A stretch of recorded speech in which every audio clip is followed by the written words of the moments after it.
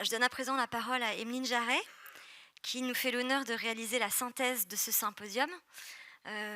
Voilà, un beau challenge, en direct, qui vient juste après, comme c'est la dernière table ronde.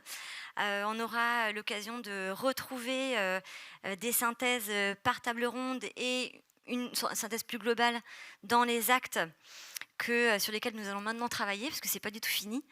Voilà, donc eh bien, je vais, rester avec toi pour une petite demi-heure, mais je vais te laisser la parole, je parlerai plus après. Donc je te présente Emeline Jarret, tu es enseignante, chercheuse et maîtresse de conférences en histoire de l'art contemporain à l'université Rennes 2. Ton projet intitulé «Sur le travail, de l'art au travail» place l'étude du processus créatif et du rapport au travail des artistes au cœur d'une recherche collaborative, au regard à la fois de la pratique de l'art et de son accompagnement. Auparavant, tu as travaillé notamment pour la DRAC Île-de-France et TRAM, Réseau d'art contemporain Paris Île-de-France, avec Isabelle Maillot, qui est sociologue. Tu as co-dirigé la mission de recherche pour la phase 3, qui était la phase sur la structuration du Sodavi Île-de-France. Tu es actuellement chercheuse associée au Centre d'art contemporain de Malakoff. Voilà, donc Emeline, je te laisse la parole. Merci beaucoup. Merci de rester avec moi. C'est un peu impressionnant en fait depuis hier matin. Je me dis: «Je vais être toute seule ici face à vous». C'est je vais commencer par te remercier l'ensemble de l'équipe d'Art en résidence pour cette invitation, et vous féliciter aussi, ainsi que vos partenaires et l'Institut français pour l'organisation. J'ai été à cette place notamment pour le Sodavi, l'organisation d'un événement comme celui-ci, et c'est toujours extrêmement difficile, et je trouve que, enfin bon, l'organisation était impressionnante et précise et presque parfaite, franchement. Donc, merci beaucoup. Bravo, Élise, Jovency. Hem Alors évidemment, je ne sais pas si vous avez hâte d'entendre sa thèse. En tout cas, moi, j'ai eu beaucoup de plaisir à suivre ces 2 journées, et bon, cette tâche, cette mission de la synthèse, elle est toujours un petit peu délicate, et notamment pour, réagir un peu de manière, presque improvisée, ou en tout cas spontanée, par rapport à la dernière table ronde, mais je vais essayer d'avoir un discours à peu près structuré, et de mettre un peu en ordre le chaos de ma pensée. Donc vous m'excuserez si j'ai de temps en temps trop le nez plongé dans mes notes, mais c'est pour essayer de suivre. Il y a peut-être, avant d'en arriver, à cette synthèse, que j'avais envie d'ajouter pour compléter, cette présentation que tu viens de faire, c'est, puisque je vais parler, en mon nom propre, donc à partir de mon expérience, je voulais un petit peu situer, cette synthèse. Hem Puisque comme tu l'as dit, je suis historienne de l'art, je suis enseignante-chercheuse, à l'université. Mais auparavant, j'ai, approché, le dispositif de la résidence dans différents contextes et sous différentes positions. Alors j'ai longtemps travaillé pour, le et avec le Soda Île-de-France dans différents contextes. Donc j'ai travaillé, dans un certain nombre de concertations sur la question de la résidence. J'ai aussi été en charge, d'une résidence pour collectif d'artistes, portée par la Maison des Arts, Centre d'art contemporain de Malakoff, la supérette. Donc j'ai accompagné des artistes brièvement pendant une petite année, mais j'ai joué ce rôle, et puis, j'ai participé aussi à la mise en place d'une résidence à l'université Rennes 2, récemment, dans le cadre d'un programme de recherche qui s'appelle, CAPS, approche créative de, l'espace public. Et puis enfin, comme, sans doute beaucoup d'entre nous finalement, ou beaucoup des personnes avec qui on discute, j'ai été moi-même en résidence de recherche, résidence d'écriture, soit seule, soit, au sein d'un collectif avec lequel je collabore régulièrement. Donc, voilà, une triple position en tout cas, ou une triple expérience vis-à-vis de la résidence qui, a nourri profondément et qui continue de nourrir ma recherche, et qui, a placé ce dispositif particulièrement au cœur, de mes recherches, quand bien même, je suis historienne de l'art et qu'on a souvent tendance à considérer qu'on est des personnes assez éloignées du terrain. Mais l'enjeu, c'est justement de renverser ou de basculer cet éloignement. Hem Et simplement pour ajouter quelque chose, peut-être, pour expliquer un peu le prisme par lequel ou à travers lequel j'ai écouté et observé ces 2 journées. Moi, je m'intéresse depuis plusieurs années à la question du statut de l'artiste, principalement dans l'œuvre. Et j'ai élargi depuis un moment aux questions au-delà de l'œuvre et donc aux questions de méthodologie de travail, en fait, tout simplement des artistes, à l'accompagnement institutionnel de la création, à travers une observation croisée entre la conception des politiques culturelles et la pratique de l'art. Et c'est en ce sens que la résidence, encore une fois, est un élément central dans cette recherche, puisque finalement, si on réfléchit, enfin si on regarde en fait ce dispositif et ces différents formats, la résidence fonctionne un peu comme une mise en scène, je mets l'expression entre guillemets, mais une mise en scène de l'artiste au travail. Donc c'est effectivement et évidemment assez intéressant à beaucoup de points de vue. Bref, ce petit préambule, c'est un peu pour justifier le fait que cette synthèse ne sera pas exhaustive et que finalement, chaque personne dans cette salle pourrait faire une synthèse très différente. Donc presque pour m'excuser si j'oublie des choses ou si je ne mets pas l'accent sur ce sur quoi vous aviez envie de mettre l'accent, mais peut-être que si je ne parle pas trop longtemps, quelqu'un pourra ajouter quelques mots. Et donc plutôt que en écoutant en fait ces deux journées, cette succession de témoignages, d'expériences, plutôt que je me suis dit plutôt que de faire un résumé ou une présentation a posteriori de chaque table ronde et des enjeux de chacune, il y a un certain nombre de problématiques en fait transversales qui sont quand même apparues assez clairement dès la journée d'hier et qui se sont confirmées aujourd'hui. Et donc je vais reprendre ces problématiques, j'en ai décompté 4, que j'ai essayé de hiérarchiser et qui en fait sont finalement 4 critères ou 4 paramètres qui permettent de définir les enjeux d'une résidence actuellement et historiquement.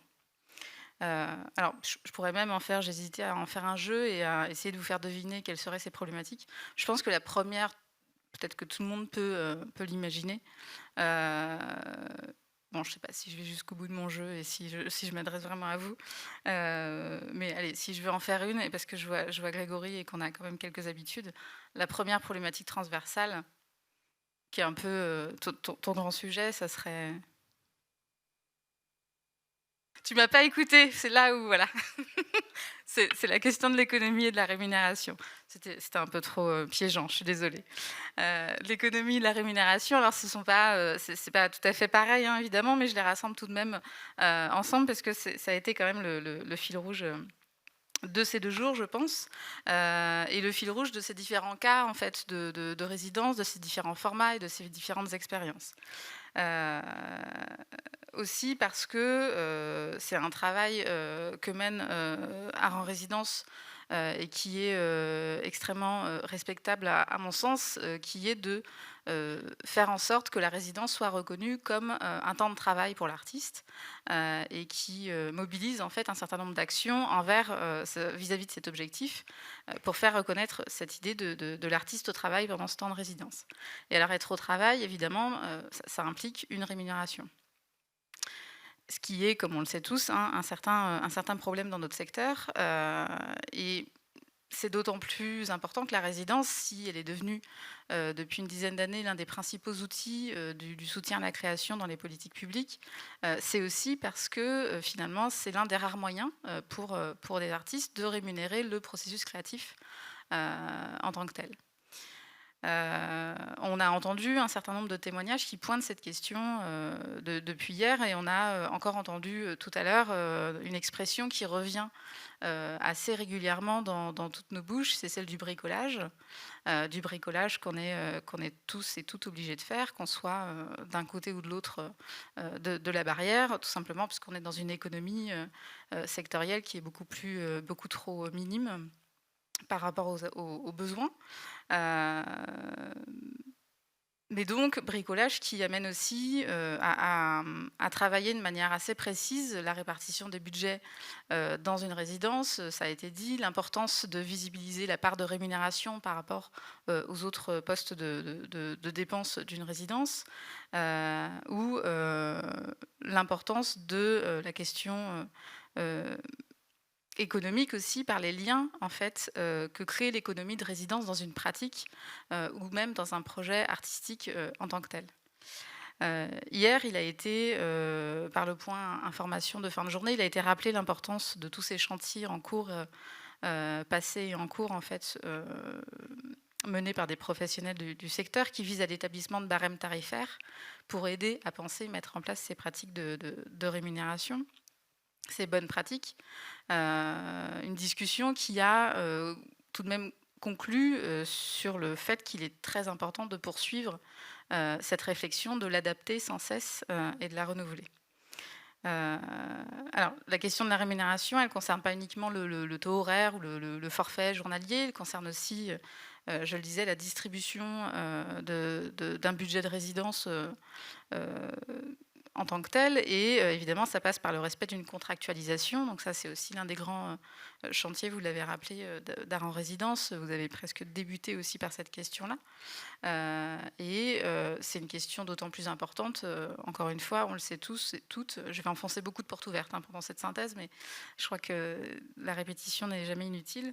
On est l'un des secteurs de la création les moins structurés et la crise, par exemple, la crise sanitaire passée, a permis aussi de se rendre compte, malheureusement, que l'existence de contrats était quand même assez légère dans notre secteur, puisque quand il y a eu un certain nombre de mises en place de mesures d'urgence qui tendaient à indemniser les artistes dont les événements avaient été annulés, par exemple, pour prouver en fait que ces événements allaient avoir lieu, il y avait très souvent en fait un problème justement au niveau de ces contrats, puisque les choses se passent de manière souvent informelle.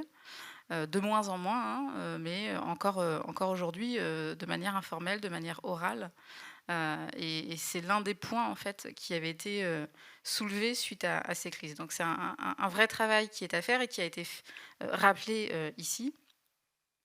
Et qui a été aussi rappelé, cette question de la contractualisation et de l'importance en fait de définir un cadre de travail dès le départ, aujourd'hui par exemple dans le cadre de la mobilité, de résidence à l'international ou de l'accueil d'artistes étrangers en France, par cet écart qu'il y a entre les réglementations de chaque pays et qui nécessite donc des discussions vraiment importantes à ce niveau-là.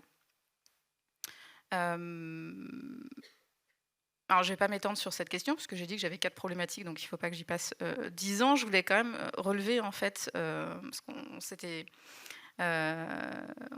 dit en préparant cette synthèse avec Élise que l'idée était de faire synthèse et perspective. Et j'ai entendu quelques pistes qui me semblaient intéressantes. Je pense que vous en avez entendu vous aussi plein. Et il y en a une particulièrement qui m'a... je ne sais pas, qui m'a sauté aux yeux d'une certaine manière, ou sauté aux oreilles, je ne sais pas comment on dit, mais ce sont ces témoignages qui ont été faits hier, qui parlaient de résidences croisées entre un artiste plasticien et un musicien, ou entre un artiste français et un artiste étranger. Et ces quelques mots qui ont été dits parfois, il y avait un écart de rémunération entre l'artiste plasticien français et l'autre, et donc on a dû s'aligner vers le haut.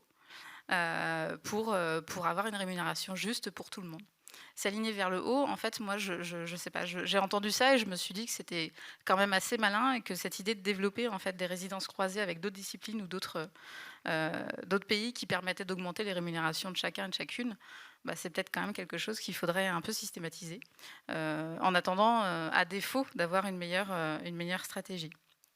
Il y a aussi une autre piste qu'on a entendue, ou stratégie qu'on a entendue hier, qui est celle du contrat contrat de résidence, qui serait établi d'abord par l'artiste, ou en tout cas à partir des besoins de l'artiste, contrairement à ce qui se fait habituellement et traditionnellement, de contrats qui sont établis par la structure et qui sont adaptés en fonction de chaque projet éventuellement.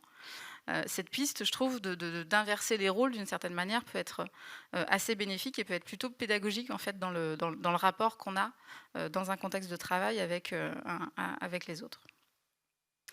Et en l'occurrence, cette question du contrat qu'on établirait d'abord à partir de l'artiste, elle concerne la rémunération, mais elle concerne aussi la temporalité ou le rythme d'une résidence. Et j'en viens à ma deuxième problématique. puisque son rémunération a souvent quand même pour corollaire temporalité, puisque la temporalité d'une résidence, elle est aussi, souvent directement déterminée par la question budgétaire. C'est un paramètre qui est toujours difficile à définir pour une résidence. Ça, je pense que ça a aussi été répété tout au long de ces 2 journées. Peut-être tout simplement à cause de l'essence même de l'activité artistique qui possède une temporalité multiple, hein. Il y a eu un certain nombre d'études qui se sont penchées sur la question et qui, ont permis de mettre, ce point en avant. Effectivement, le processus créatif, il est fait de plusieurs phases qui sont parfois successives, parfois simultanées, en tout cas, est toujours en mouvement, comme on l'a dit. Donc il est toujours difficile aussi de donner un cadre d'action, trop rigide, en termes d'action et de temporalité, pour le cadrer. D'autant plus que la création, elle nécessite autant d'expériences éphémères que d'expériences qui peuvent s'inscrire dans la durée. Et l'équilibre entre les deux, donc il est toujours difficile à trouver et on l'a assez entendu encore une fois ces 2 derniers jours. Euh, Sans compter évidemment que évidemment ce processus créatif et ce temps de recherche, en fait, il correspond aussi au moment d'une vie, au moment d'une carrière. Donc ils ne sont pas liés uniquement à des questions artistiques pures. Et puis on l'entendait à l'instant, évidemment, ça se complique encore dans le cas d'une résidence à l'étranger qui demande un temps encore supplémentaire pour se familiariser à une scène qui est parfois extrêmement différente de la nôtre quand on arrive. Bref, plusieurs aspects ont été relevés sur cette question de la temporalité qui montrent que la résidence, je la qualifie assez souvent comme ça, et on va voir que c'est pas forcément négatif, mais la résidence est souvent une parenthèse dans une vie artistique. C'est une parenthèse dans une recherche artistique globale, c'est une parenthèse dans une carrière et dans une vie professionnelle qui est parfois extra-artistique et qui est souvent extra-artistique. Et c'est une parenthèse dans une vie personnelle et familiale. Parenthèse qui donc engendre cette difficulté de trouver la bonne temporalité et qui fait que il n'y a pas de solution parfaite et que donc ben, encore une fois, il faut continuer de travailler, je pense, la flexibilité de ce dispositif, souvent qualifié de flexible en termes de durée, mais également en termes de rythme. En termes de rythme aussi pour ne pas soumettre ces expériences qui sont souvent très constructives et enrichissantes de la résidence à des injonctions diverses et variées d'action envers les publics, de restitution. On l'a aussi, ça a été beaucoup relevé, cette importance de ne pas se fixer d'impératifs d'action, d'obligations de résultat ou de production pendant la résidence. Ce matin, j'entendais quelque chose d'assez intéressant aussi. Alors, j'avais noté quelques noms des personnes qui disaient quoi, mais je me rends compte que j'ai pas tous les noms, donc pour ne vexer personne, je ne cite personne. Si je traduis cela par écrit, j'essaierai d'être plus précise et je rendrai la parole à ceux et celles qui l'ont donné et qui m'inspirent cette synthèse. Mais donc ce matin, on parlait justement de cette idée d'un format préétabli pour une résidence qui tend à définir un projet artistique. Et définir, c'est quand même quelque chose d'assez fort comme terme, et ça veut dire que ça va vraiment au-delà même de simplement le circonscrire et le contraindre. Donc cette idée, enfin en tout cas cette importance de la flexibilité et de l'adaptabilité en fonction des projets et des artistes que la structure a en face d'elle est vraiment assez importante. Et enfin, en l'occurrence, encore un chantier qui est à travailler, il me semble, pour, améliorer les conditions de travail de chacun et chacune. Cela nous amène à notre troisième problématique, qui est tout simplement la collaboration. Se faire ensemble, dont on a aussi beaucoup discuté, qui a rassemblé un certain nombre de témoignages et qui finalement nous a rassemblés ici pendant 2 jours. Beaucoup d'interventions insistaient sur l'importance de la résidence comme un temps qui permette d'éprouver le collectif. Alors ça a été, on a un peu débuté par ça hier matin quand on parlait des artistes émergents et du fait que l'école est un temps où on forge une pratique personnelle et finalement que la résidence est de plus en plus proposée comme un outil de professionnalisation pour les jeunes diplômés, notamment parce que ça leur permet de se confronter au collectif après ces 5 années d'école concentré sur soi-même. Et lors du précédent symposium de 2020, Annie Chèvrefille-Desbiol, en conversation avec Grégory Jérôme, définissait aussi la résidence comme une fabrique de coopération. Donc c'est effectivement une des données importantes en fait de la résidence, cette idée qu'elle est le lieu d'une coopération entre un artiste, entre une structure accueillante et entre un territoire et ses usagers. Le lieu d'une rencontre, et cela quel que soit le projet de l'artiste et quel que soit le format de la résidence finalement. C'est presque mis en exergue encore plus dans le cas des résidences croisées dont on a parlé à l'instant, et dans le cas des partenariats notamment entre différentes structures et à l'étranger. Et cette dernière table ronde, d'ailleurs, qu'on vient juste d'entendre, a fait le lien qui est plutôt pertinent, je trouve, entre cette idée de la mobilité pour les artistes et de la visibilité. Cette visibilité qui est en fait finalement tout simplement la rencontre aussi entre le projet d'un artiste et un public et des professionnels de l'art. Et cela rejoint aussi cette idée avec laquelle Guillaume Aubry a ouvert le symposium, c'est-à-dire le fait que la résidence, c'est être ailleurs, que cet ailleurs, c'est aussi cet autre que soi, tout simplement, et que donc cet ailleurs, c'est la rencontre des autres, mais c'est la rencontre d'autres méthodes, d'autres disciplines, d'autres champs de la création, d'autres cultures et d'autres territoires. Donc c'est une confrontation, c'est une interaction, et c'est finalement un déplacement en fait de la pratique artistique, et c'est souvent ce que les artistes viennent chercher aussi dans la résidence, cette idée du déplacement, cette idée de, et c'est là où la parenthèse tout d'un coup redevient quelque chose de positif, mais cette idée, comme on l'a dit, d'un temps qui soit une respiration, un éventuel refuge, un repli sur soi, ou une ouverture vers d'autres horizons, vers d'autres personnes et vers des collaborations. Adrienne vient de le dire, justement, c'est d'autant plus important dans un contexte comme celui qu'on a vécu et comme celui que certains et certaines vivent encore, un contexte de crise où ce temps de résidence permet de s'extraire de cette crise justement pendant un temps. Voilà, j'ai mélangé mes feuilles, je fais toujours ça. Ça va. J'ai mis des numéros, effectivement, c'est mieux. Bref, en tout cas, la résidence, donc, elle a été globalement définie comme ce cadre spatio-temporel nécessaire pour une recherche qui est fondée sur un dialogue et qui s'inscrit dans cette co-construction. Co-construction qui, alors je l'ai dit, nécessite une temporalité adéquate, nécessite un rythme adéquat dans l'idéal, nécessite aussi une inscription dans un temps peut-être pas long, mais en tout cas durable. Et qui nécessite alors aussi, ça c'est une phrase qu'on a entendue, une écoute équitable entre les différents partenaires d'une résidence. Une écoute équitable qui est nécessaire pour la bonne réussite d'une résidence. La réussite, c'est pas un très joli mot, c'est sûr, mais dans les faits, ça existe. Dans la réalité, il y a quelques échecs de résidence et qui sont souvent, alors qui sont parfois très relatifs, hein, mais qui sont souvent en fait le fait d'un manque de communication ou d'un échec en fait à trouver ce langage partagé dont on a parlé à plusieurs reprises. Et c'est encore une fois l'un des enjeux encore à travailler, il me semble, que de travailler ce principe de réciprocité, cette écoute équitable qui est nécessaire donc à la dimension, à une dimension, enfin en tout cas une résidence, pour faire une résidence, qu'elle soit aussi constructive que possible pour les personnes impliquées.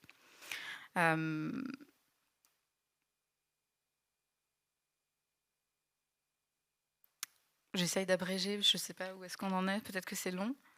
6 minutes 30.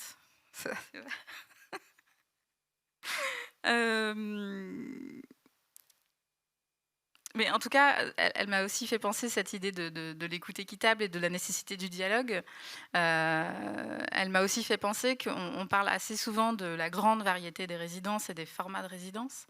Mais il me semble que cette grande variété, elle est quand même assez nécessaire au vu de la très grande variété des pratiques artistiques, des territoires, des structures, et de cette impossibilité d'une certaine manière d'avoir un équilibre parfait ou des solutions parfaites. Donc elle permet en tout cas l'expérimentation de différents formats qui sont aussi l'expérimentation qui est aussi au cœur de ce dispositif. Euh,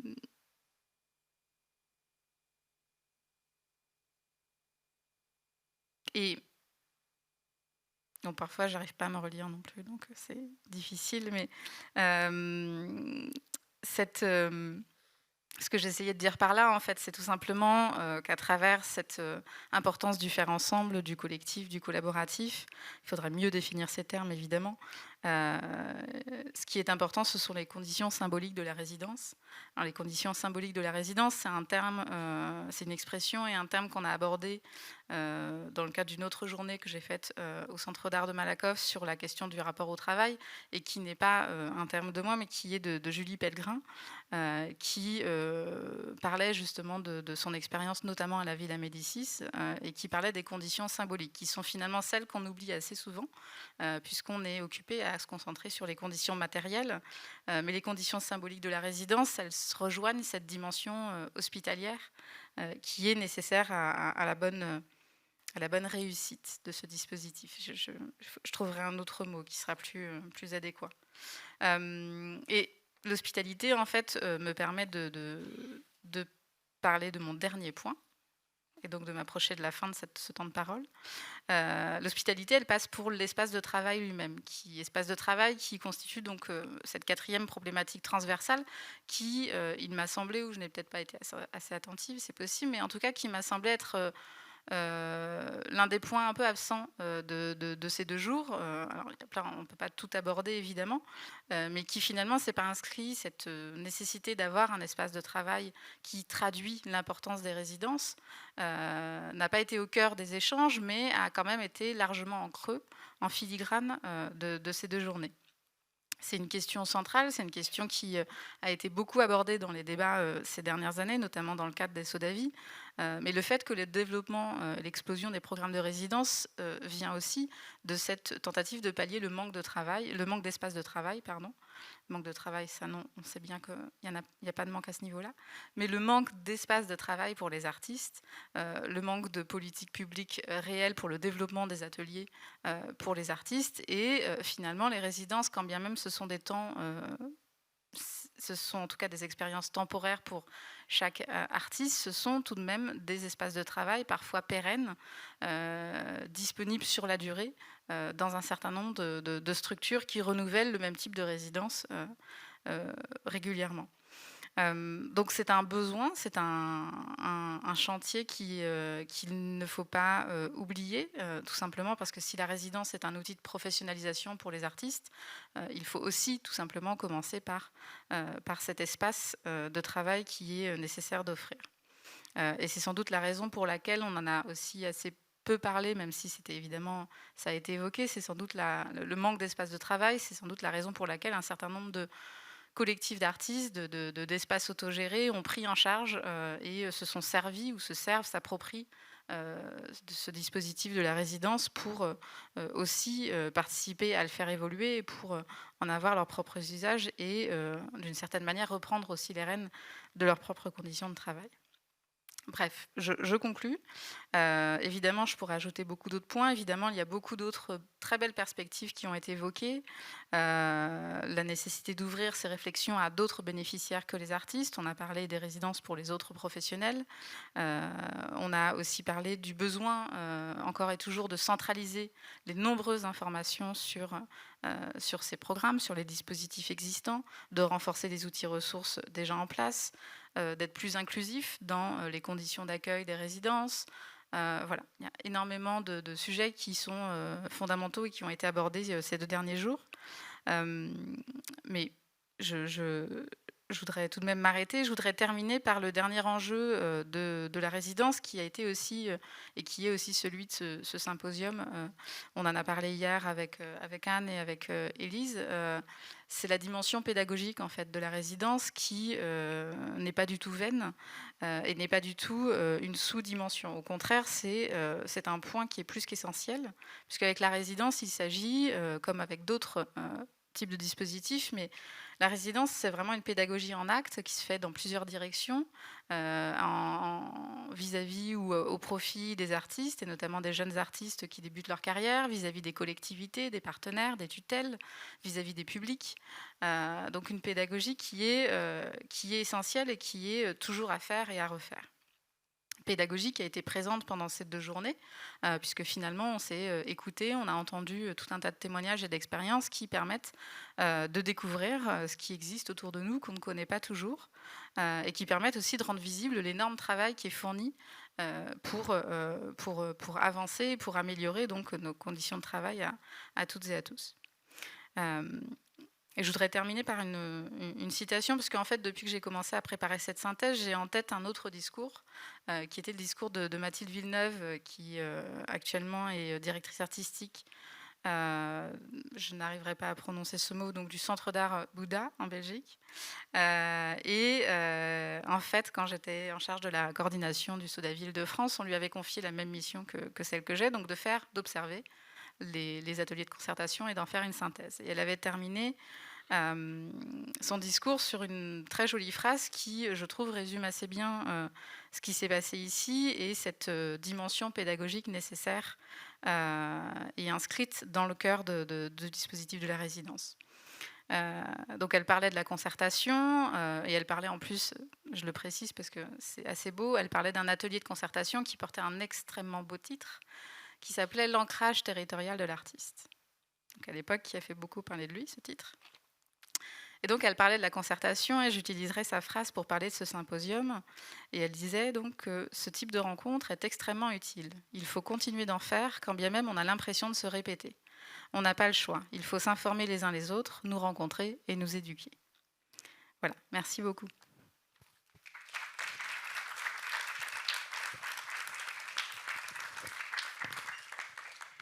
Merci Emeline pour cet exercice pas simple du tout. Et je te garde avec moi. Et on va accueillir Capucine Weber. Alors comme on a commencé ce symposium Reflecting Residencies 2 par une performance artistique de Guillaume Aubry, nous allons terminer par une projection d'un film puisque les artistes sont au cœur de nos expériences de résidence. Donc merci beaucoup Capucine de nous rejoindre. On va pouvoir voir ton dernier film. Et donc, je te présente brièvement. Capucine Weber, tu es artiste plasticienne basée à Bobigny. Tu développes un travail contextuel qui s'élabore fréquemment lors de résidences de création, justement. Donc, ta démarche artistique s'attache à ausculter les interactions entre environnement géographique et activités humaines.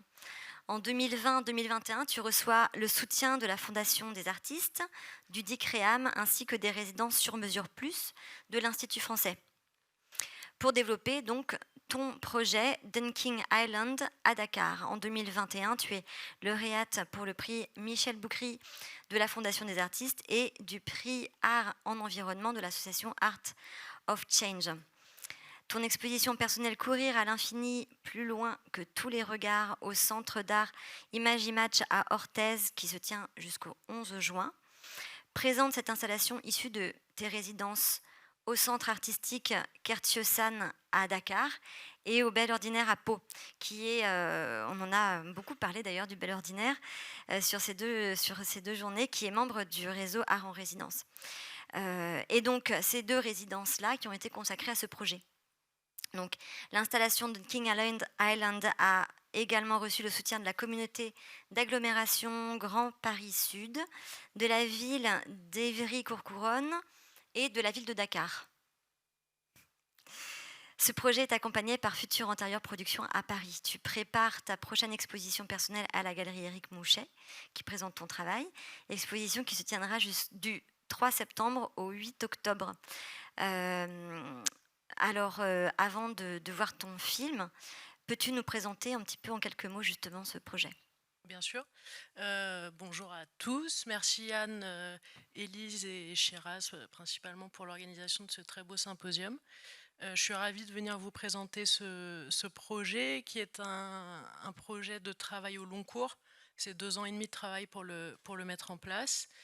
Et effectivement, tu l'as très bien rappelé, qui a nécessité 2 longs temps de résidence pour pouvoir le mener à bien. Un premier à Dakar, puisque le sujet de ce film qui dure 35 minutes, c'est la montée des eaux et l'érosion côtière qui sévit dans la baie de Dakar et ses impacts notamment sur l'île de Gorée, qui est donc l'île mémoire de la traite négrière. Et donc ce qui m'intéressait, c'était d'aborder ces problématiques environnementales à l'aune d'une histoire et d'une mémoire, et de ne pas m'arrêter simplement à parler des problématiques environnementales. J'ai décidé pour traiter ce sujet déjà de chercher un parti pris cinématographique un peu radical, parce que mon sujet est invisible, donc quand on veut faire un film c'est quand même un peu compliqué. On ne peut pas voir la mer monter de 3 mm par an sur la plage de Yoff à Dakar.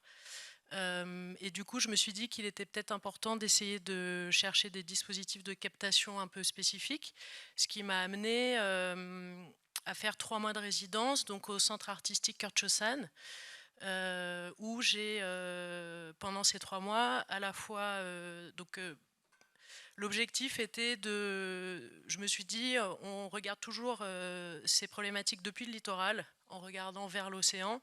Si j'essayais d'inverser un peu la donne et d'essayer de capturer ce que serait le point de vue de l'océan, ce qui pourrait être.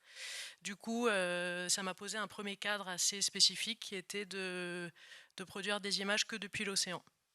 De là est venu un long travail de recherche, parce que forcément il a fallu que j'apprenne à plonger, il a fallu que je trouve un centre de plongée qui m'accompagne dans ces recherches-là. Et puis 3 mois de résidence à Dakar, c'était aussi bien évidemment très important de rencontrer des habitants, des acteurs, des travailleurs et travailleuses de la mer, pêcheurs, travailleurs de cargo, habitants, associations locales, pour avoir et leur retour sur les impacts et les enjeux environnementaux, et aussi pour essayer de combler mes lacunes, qui étaient très certaines sur l'histoire de l'île de Gorée. Donc ce temps de résidence a été long, accompagné par cette structure, c'était très important, qui, elle, m'a permis de vraiment trouver les bons interlocuteurs avec qui dialoguer, avec qui faire des interviews. Le dernier mois de la résidence, un chef opérateur qui est venu me rejoindre pour faire des captations. Le tournage a duré 1 mois à peu près. Donc là, on parlait de la problématique de faire venir du matériel. Voilà, dans ce genre de dispositif, forcément, on a aussi ces problématiques-là. Et puis, une fois que je suis rentrée, avec la directrice Marion Louis-Grand-Silla de Kurt Schosan, on avait ciblé un poète, auteur, compositeur, Oasis Diop, pour lui proposer cette collaboration au niveau de l'écriture et de l'interprétation de la voix, parce que j'avais pas du tout envie, ni moi, d'interpréter cette voix, ni d'écrire ces textes. J'avais envie de travailler en collaboration avec lui. Il est originaire de Dakar, et en plus, quand il vit à Dakar, il vit sur l'île de Ngor, qui est juste en face de Gorée, qui subit la montée des eaux aussi. Donc il était vraiment doublement concerné, on va dire, par ces problématiques-là. Donc s'en est suivi ensuite un deuxième temps de résidence qui là, a duré 15 jours à Pau, au Bel Ordinaire, où j'ai travaillé un dispositif. Vous allez voir que je parle d'un film, mais c'est une installation vidéo qui se joue sur 6 écrans. Donc je suis allée filmer il y a 3 semaines pour essayer de vous transmettre le plus fidèlement possible cette installation vidéo, où le principe c'est que le public déambule entre les images. Et il y a aussi eu un autre travail qui a été réalisé avec un autre compositeur, Valentin Ferré, qui est plasticien sonore, avec qui je travaille depuis 12 ans maintenant sur toutes les créations sonores de mes projets, qui lui signe toute la musique du film, et c'est lui qui a fait tous les montages aussi des chants de Oasis, puisque Oasis étant aussi chanteur, il nous a fait ce cadeau de nous offrir des propositions de chants très spécifiques. Et bien entendu, Oasis a vous allez voir infuser le film de cette pensée les bouts, qui est la tribu originaire à Dakar, pêcheurs. Et donc le film est aussi infusé de tout ce rapport très animiste à l'espace océanique, bien entendu. Voilà, qu'est-ce que je pourrais en dire de plus? Bah, ouais, mais merci beaucoup Capucine, parce que je sais que ça a été aussi un gros travail pour nous retranscrire, justement comme tu le disais, ton projet et voilà, donc grand merci, à toi pour ta réactivité et pour pouvoir nous permettre de nous rendre compte un petit peu de tout ton projet. Eh bien, un petit mot simplement pour les participants en ligne. Vous pouvez regarder le film dès maintenant. Il est aussi regardable en ligne jusqu'à minuit ce soir. Il est actif, le lien est actif jusqu'à minuit ce soir, minuit heure hexagonale. Et donc, pour permettre de voir ce film, on va devoir couper le Zoom. Donc j'en profite tout de suite pour remercier évidemment tous les participants et les participantes de ces 2 jours, remercier très chaleureusement tous nos partenaires, évidemment, et puis les traducteurs et traductrices, toute l'équipe technique, l'équipe d'art en résidence, parce qu'en fait derrière ce symposium, il y a toute une petite équipe qui est là et qui est en distance aussi, voilà, qui se reconnaîtront et je vous remercie à tous et toutes de nous avoir suivis. Voilà, donc très belle projection et on se retrouve tout bientôt pour les actes et de nouveaux chantiers à venir. Merci.